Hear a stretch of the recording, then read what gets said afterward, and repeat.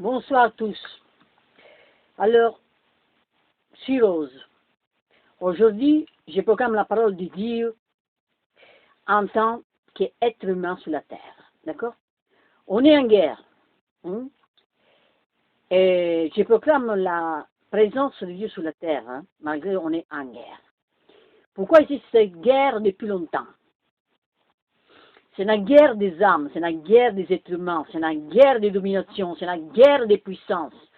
Alors, moi, par rapport à un être humain, je me permets de parler dans ces tons parce que personne, personne sur la terre, pas le droit non plus de faire quoi n'importe quoi.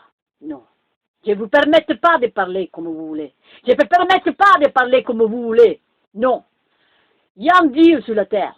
Il y a un Dieu sur la terre qui guérit, qui guide. Et tous les êtres humains sont séparés de cette union avec Dieu. Et il y a un appel, je répète, il y a un appel au niveau spirituel qui servent à vous unir tous ensemble. Pourquoi? Pourquoi on est en guerre? Pourquoi on est en guerre?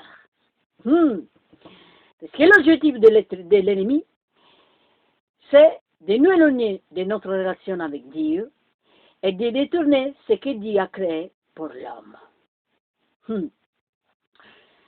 Donc, dans Job, chapitre 1, verset 12, dans le royaume de Dieu, il y a des règles à suivre et à ne pas dépasser.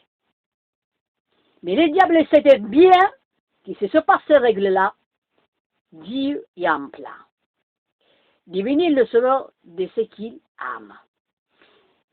Il va l'annoncer à travers les prophètes. Et dans ces périodes, il va aussi à fédérer des âmes. Il va enseigner dans l'église pour sauver ce qu'il est mérite. Mais quand le diable a crucifié Jésus, il n'avait aucun droit de se jouer des morts. Du coup, lui déjà ressuscité les morts. Il a ressuscité le 13e jour. Vous, être humain, vous, être humain, est-ce que vous êtes né de nouveau?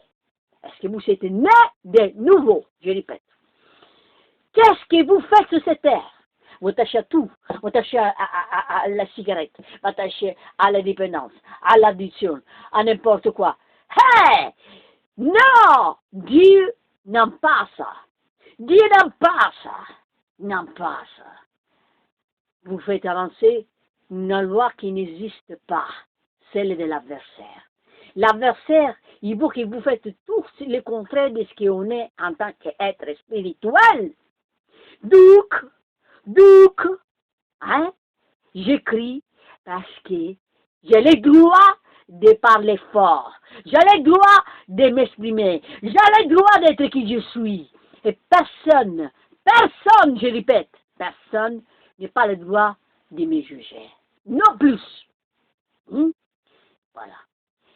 Mieux être fou dans Dieu que de n'importe quel élément terrestre. Voilà.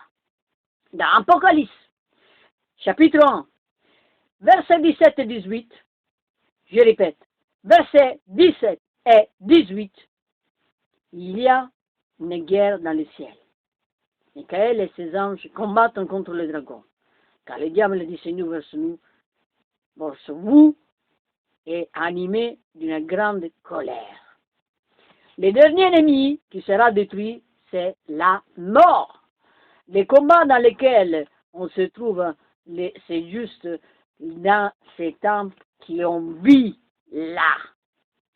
Nous vous inscrivons dans cette guerre. Quand nous entrons dans cette guerre et mettons en pratique ceci dans qu'est-ce que nous faisons reculer, c'est les lignes du diable.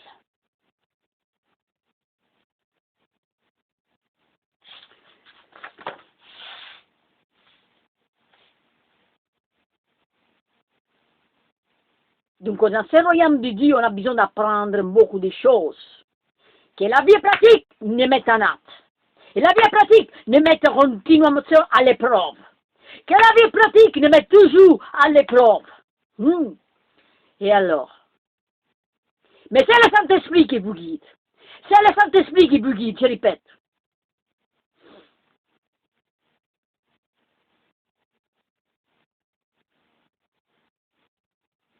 Et dans le Saint-Esprit, il y a de la puissance qui se dégage toujours pour avancer dans le chemin de Dieu. Amen. L'obéissance au Saint-Esprit nous permet d'être celui qui est le bouclier et qui en a les armées. Il y a des moments de douleur. Il y a des moments de chute. Mais il faut entrer dans le royaume de Dieu pour apprendre la parole.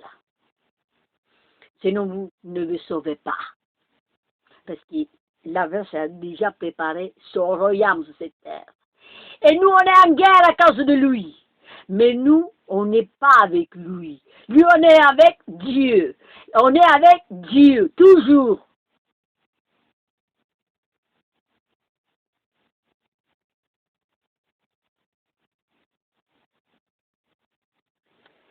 Il faut acheter la parole du Seigneur.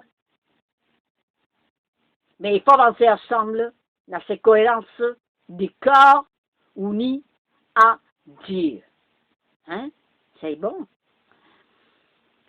Et mettant en pratique notre don, nous entrons en vie et nous entrons dans le royaume de Dieu. Et les lignes des ennemis vont reculer.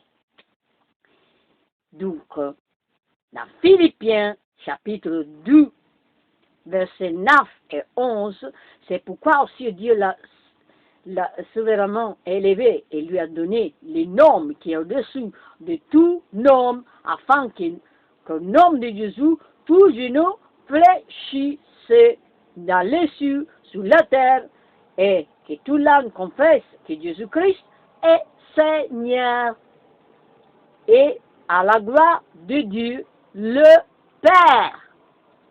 Voilà.